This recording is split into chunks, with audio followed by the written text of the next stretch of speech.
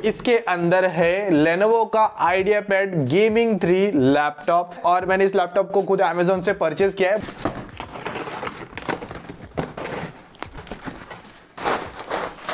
Laptop देखो और इसकी बॉक्स पैकेजिंग देखो भाई, Amazon के पास अंधा पुट्ठा है, पुट्ठा मतलब ये गत्ता बोलते हैं ना वो। और एक बात यहाँ पर बता दूं, ये जो एक ही यूनिट है मेरे पास, अगर आप में से किसी को इसे परचेस करना होगा ना तो मुझे इंस्टा पे डीएम वगैरह कर देना या फिर मेरे वेबसाइट पे मैं इसे लिस्ट कर दूंगा, तो वहां से आप जाके इसे प्री बुक वगैरह कर देना। सील पैक है, देख लो भाई।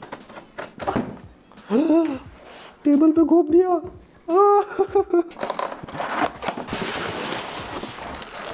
तो ये इसके मैनुअल पेपर वगैरह सब कुछ है अंदर की तरफ। और अगर आप लोगों को लैपटॉप के अंदर एचडीडी डालनी होगी तो आप यहाँ पर ये सब भाई साहब काम आएंगे।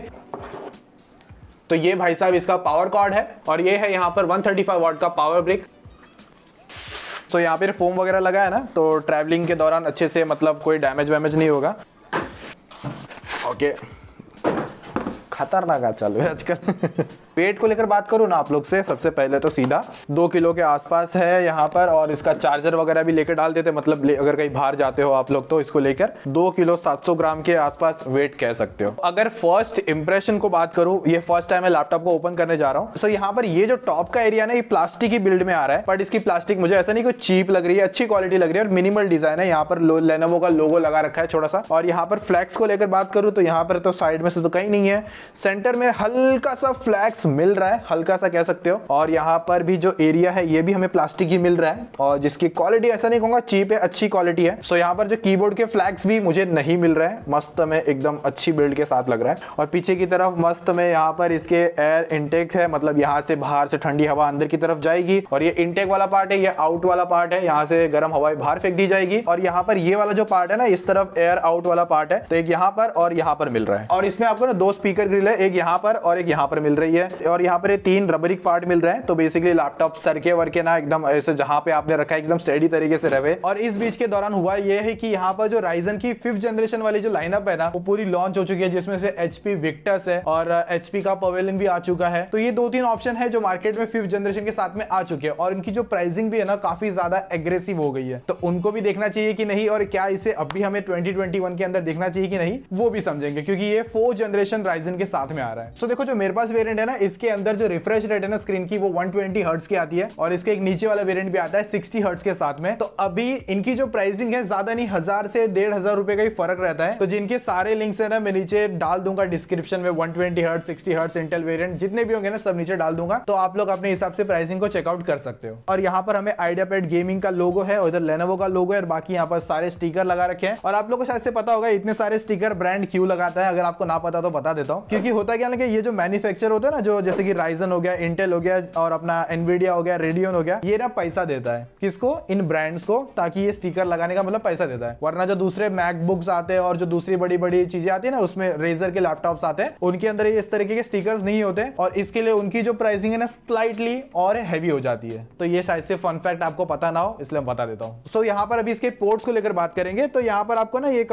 USB टाइप का चार्जिंग पोर्ट मिल जाता है, RJ45 LAN पोर्ट है, HDMI 2.0 है और जो इसकी HDMI है ना वो सीधे इसके डेडिकेटेड ग्राफिक्स से कनेक्ट होती है, जो Nvidia का ग्राफिक है वहां से कनेक्ट होती है। और यहाँ पर USB 3.2 का टाइप ए वाला पोर्ट है और टाइप सी का पोर्ट आता है, जिसके जरिए ना अगर आपको मतलब इस तरीके के आपके पास कोई कनेक्टर होता है ना जिसके अंदर डिस्प्ले आउटपुट ले सकते हैं हम, इसके अंदर मैंने ट्राई किया था तो ये डिस्प्ले आउटपुट नहीं दे पाता है। और इसके अंदर जो Radeon Vega ग्राफिक्स है ना उसके साथ इसकी मेन डिस्प्ले कनेक्टेड है। और 3.5mm जैक का माइक एंड हेडफोन का कॉम्बो, और उसके बाद में 2 LED है, एक हेडफोन की और एक साथ है पावर की। और दूसरी तरफ आपको एग्जॉस्ट ग्रिल मिल जाती है और नेक्स्ट USB 3.2 का टाइप ए वाला पोर्ट है। तो यहाँ पर आता है AMD का 4th जनरेशन का Ryzen 5 4600H वाला प्रोसेसर है, जो 7nm पर आता है और 6 कोर 12 थ्रेड के साथ में है। और इसकी जो TDP है वो 45 वॉट की आती है।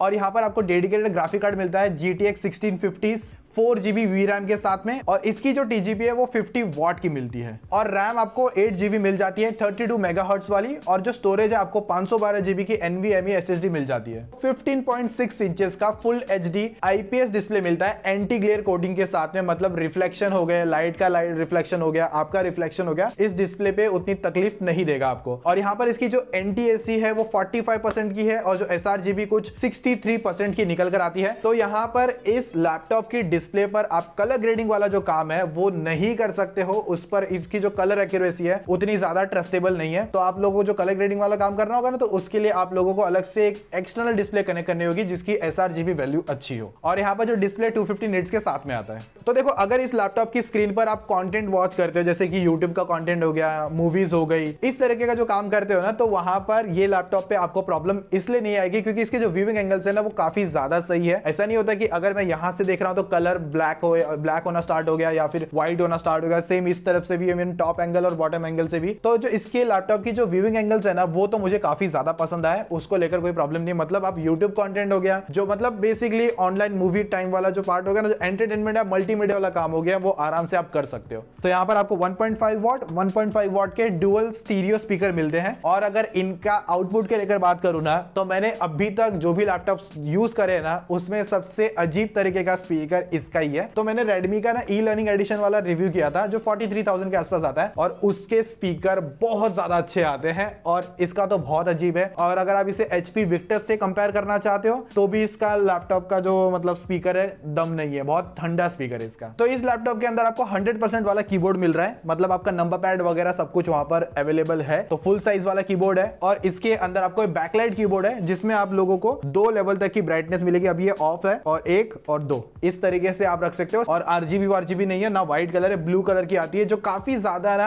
अच्छा लुक निकाल के देती है इस चीज को अगर मैं देखूं। और यहाँ पर मैं कीबोर्ड के टाइपिंग एक्सपीरियंस को लेकर बात करूं तो मुझे ना यहाँ पर लाइक कह सकते हो नाराज भी नहीं किया और ज्यादा खुश भी नहीं कर पाया। मतलब अच्छा है, टाइपिंग वाला जो काम है आप अच्छी तरीके से कर पाओगे। और नेक्स्ट यहाँ पर इसका जो ट्रैक पैड है ना, वो लाइक कह सकते हो सेम उसमें भी वही चीज है, ज्यादा खुश भी नहीं करवा के देगा, ज्यादा नाराज भी नहीं करवा के देगा। ऐसा प्लास्टिक की फिनिश आता है, छोटा सा है, ज्यादा बड़ा नहीं है। और हाँ, वीडियो पसंद आता है वीडियो को लाइक कर देना, चैनल सब्सक्राइब कर लेना और इसी तरीके के इंटरेस्टिंग कंटेंट के लिए। और इसके अंदर ना SSD लगकर आती है, तो इसका मतलब जो इसका OS है ना वो C ड्राइव के अंदर इंस्टॉल है, और इसका मतलब जो इसका बूटिंग टाइम है ना वो ऑलमोस्ट कम के बराबर हो जाता है। मतलब 20 सेकंड के अंदर आपका लैपटॉप फुल ऑन चालू हो जाता है और अपना जो काम करना है वो कर सकते हो। और यहाँ पर आपको सिक्योरिटी को लेकर कुछ नहीं मिलता है, मतलब लाइक ना फिंगरप्रिंट अनलॉक आता है और ना ही फेस अनलॉक का सपोर्ट है। बस मतलब जो अपना विंडोज का पासवर्ड आता है ना वो लगाओ और अनलॉक करो। और वायरलेस और कनेक्टिविटी के अंदर आपको वाईफाई 6 डुअल बैंड सपोर्ट करता है, और साथ में ब्लूटूथ 5.0 मिल जाता है। तो लेनोवो जो लैपटॉप्स होते हैं ना उसके अंदर मैंने मोस्ट ऑफ ये फीचर देखा है प्राइवेसी शटर का। तो यानी कि अगर आप इस तरीके से बंद कर सकते हो, फॉर एग्जांपल तो यहाँ पर मैंने कैमरा चालू कर दिया है, अभी ऑन है ना, तो अभी मैं यहाँ पर इसे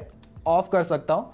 तो आपकी जो प्राइवेसी है मतलब सिक्योर हो जाएगी, कोई कांड नहीं होगा। मतलब जो लैपटॉप हैक्स वगैरह हो जाता है ना कभी कभी, तो वेबकैम भी हैक हो जाता है, उसकी वजह से ये इशू मतलब बच सकते हो। और बाकी ना लेनोवो का एक सॉफ्टवेयर आता है लेनोवो वेंटेज, जिसके अंदर आप इसकी GPU की परफॉर्मेंस, CPU की परफॉर्मेंस देख सकते हो किस तरीके से काम कर रहा है। और यहाँ पर आपको परफॉर्मेंस चेंज का भी ऑप्शन मिल जाता है, लाइक हाई पे, मतलब एकदम हाई जब आप गेमिंग वगैरह कर रहे हो या फिर एडिटिंग वगैरह कर रहे हो तो वहां पर आप उसे चेंज कर सकते हो। फिर साइलेंट है, परफॉर्मेंस, इस तरीके के मोड मिल जाते हैं, तो मोस्ट ऑफ गेमिंग लैपटॉप्स में आपको अवेलेबल रहते हैं। और बाकी थोड़े बहुत और एक्स्ट्रा फीचर्स आपको मिल जाते हैं। और किसी भी लैपटॉप के अंदर ना सबसे ज्यादा एक चीज और पूछी जाती है कि अपग्रेड वाला सीन क्या होगा, पाएगा कि नहीं हो पाएगा। तो इसके अंदर 8GB रैम ऑलरेडी लगकर आती है, और इसे आप मैक्सिमम मतलब जो लेके जा सकते हो 16GB तक, और 2 रैम स्लॉट आती है। तो एक में 8GB लगा हुआ है और एक 8GB लगा सकते हो। तो 2 SSD स्लॉट मिल जाते हैं, जिसके अंदर ऑलरेडी एक मतलब अपना 512GB लगा हुआ है और दूसरा आप लगा सकते हो। और इसके अंदर जो SSD है ना वो छोटी वाली आती है, ऐसे बड़ी वाली नहीं लगा सकते, मतलब इतनी बड़ी तो नहीं आती, इतनी बड़ी वाली नहीं लगा सकते, मिनी SSD लगा सकते हो। और साथ में आपको HDD लगानी है तो वो भी कनेक्ट कर सकते हो। हालांकि अभी इसके अंदर वो स्लॉट खाली मिलता है, तो आपको लगाना है तो लगा लेना। और Cinebench R23 पर है ना जो स्कोर भी आए थे 8072 का स्कोर था। और मैं प्रैक्टिकली बोलूं, मैंने ना HP विक्टर्स को भी टेस्ट किया था और उसका जो स्कोर था ना 7000 समथिंग मिलता है, मल्टी कोर जो परफॉर्मेंस है वहां पर। और बाकी हम लोगों ने स्टोरेज की स्पीड टेस्ट भी करके देखी, जिसकी जो रीड एंड राइट की स्पीड है वो भी अच्छी मिल जाती है, क्योंकि NVMe SSD लगकर आती है। 3D Mark पर टाइम स्पाइक का भी हम लोगों ने बेंचमार्क करके देखा, और वहां पर भी इसके स्कोर है काफी सही निकल जाते हैं। और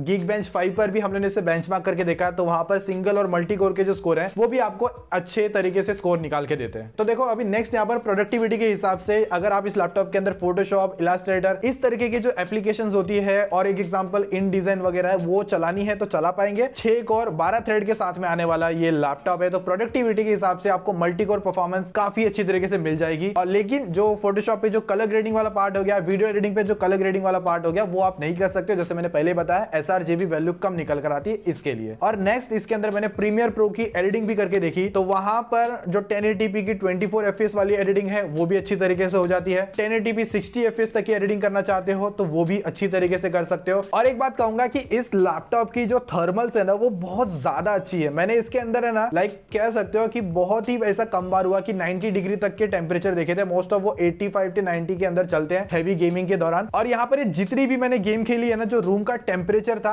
28 से 29 डिग्री के बीच में था, सिर्फ पंखा चालू था, एसी बंद करके रखा हुआ था। तो GTA 5 के अंदर हमने वेरी हाई का प्रीसेट रखा था और रेकमेंडेड जो सेटिंग्स होती है ना वही रखी थी, हमने हमारी तरफ से चेंजेस नहीं करी थी, जो लैपटॉप अडेप्ट कर लेता है वो अपने हिसाब से। तो वहां पर जो मैंने टेस्टिंग करके देख रहा था तो वहां पर जो मुझे FPS आ रहे थे 80 प्लस के FPS आ रहे थे और कहीं कहीं तो 100 प्लस के FPS भी मिल रहे थे। और जो यहाँ पर CPU टेम्परेचर पे ना आप लोग ध्यान देते रहना कि कितना टेम्परेचर फ्लक्चुएट हो रहा है और 90 के अबव गया कि नहीं। और नेक्स्ट गेम था Assassin's Creed Valhalla, तो वहां पर हमने सबसे पहले मीडियम प्रीसेट यूज किया जिसके अंदर जो आप लोग को एवरेज FPS मिल रहे थे वो 49 थे और मैक्स जो FPS था वो 73 तक टच होकर आया था। और नेक्स्ट हमने लो प्रीसेट्स के अंदर भी ट्राई करके देखा, तो वहां पर जो एवरेज FPS आ रहे थे वो थे 55 के और मैक्स 80 तक टच हुआ था। और अगला गेम था Far Cry 5 जिसके अंदर हमने लो प्रीसेट्स के अंदर ही टेस्टिंग करके देखी थी और वहां पर हमें जो एवरेज FPS आ रहे थे वो थे तकरीबन 69 से 70 के आसपास थे। और यहाँ पर भी सेम अपनी थ्रॉटलिंग वगैरह ऐसा कुछ इश्यू नहीं था और टेम्परेचर भी अच्छी तरीके से मेंटेन हो रखे थे। और अगला उसके बाद में गेम था Cyberpunk 2077 खेल के देखा और वहां पर हमने लो प्रीसेट्स के अंदर खेल के देखा और वहां पर हमें ज्यादा नहीं 35 टू 45 के FPS के बीच में मिल रहे थे। अगला जो हैवी गेम है Red Dead Redemption 2 खेल के देखा और वहां पर हमने सबसे पहले जो सेटिंग रखी थी स्वीसिंग ऑफ रखा था और फेवरेबल परफॉर्मेंस प्रीसेट रखा हुआ था, तो वहां पर है ना जो एवरेज FPS थे 44 के आसपास मिल रहे थे और मैक्स 57 तक टच होके आ रहा था। और उसके बाद में नीचे वाला हम लोगों ने प्रीसेट ट्राई करके देखा, तो वहां पर जो एवरेज FPS आए थे वो ज्यादा मतलब बड़े नहीं 49 के ही एवरेज FPS आ रहे थे। और नेक्स्ट गेम हम लोग खेल के देखा COD Warzone और वहां पर जो रेकमेंडेड सेटिंग थी एकदम लो करके रखी थी हमने और वहां पर जो FPS आ रहे थे 60 प्लस के FPS मिल रहे थे। और जो नेक्स्ट गेम थे दो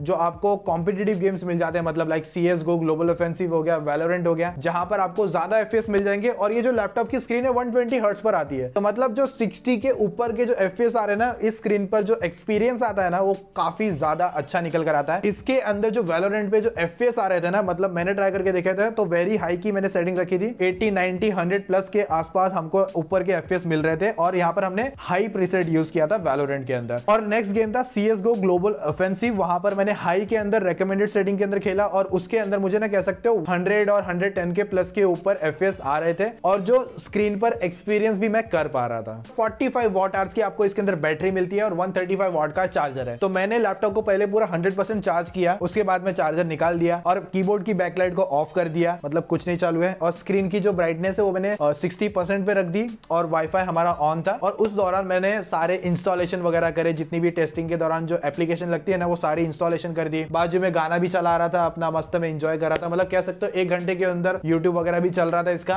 1.5 घंटे के आसपास भी चला होगा। तो ये सारा इंस्टॉलेशन करते करते मतलब कह सकते हो जो 100 से बैटरी कह सकते हो 10% पर आई ना, तो 3.5 से 4 घंटे तक का बैकअप मिल रहा था और लैपटॉप 80% चार्ज हो जाता है 1 घंटे के अंदर। तो यहाँ पर क्या आपको 5th जनरेशन पे जाना चाहिए कि 4th जनरेशन पे रहना चाहिए, और जिस प्राइस के अंदर ये लैपटॉप आ रहा है तो क्या हमें इस पे स्टिक रहना चाहिए? तो देखो इस लैपटॉप की थर्मल्स अच्छी है, वीडियो एडिटिंग भी अच्छी हो रही है 5th जनरेशन के, अगर मैं कैलकुलेट करूँ तो मतलब जो मैंने लैपटॉप टेस्ट किया उसके हिसाब से। तो देखो यहाँ पर आपको अपनी तरफ से रिसर्च करना है क्योंकि यहाँ पर जो प्राइसिंग है ना वो भी एक बड़ा फैक्टर है। तो अगर आप लोगों का जो प्राइस बजट है ना 60,000 के आसपास है ना, तो फिलहाल Lenovo IdeaPad गेमिंग एक अच्छा ऑप्शन मिल जाता है आपको करंट मार्केट में। मैंने तो अपनी तरफ से सारी बातें समझा दी है इस वीडियो के अंदर। तो उसके साथ यहाँ पर इस वीडियो को आपको करना है लाइक और चैनल सब्सक्राइब कर लेना है, और आपको कौन सा कंटेंट देखना है लैपटॉप के भी अलावा या जो भी है तो कमेंट करके जरूर बताना। बाकी मैं मिलूंगा आप लोगों को और भी इसी तरीके के इंटरेस्टिंग वीडियोस के साथ में। सो दोस्तों आज की इस टेकी पाठशाला में मेरी तरफ से बस इतना ही।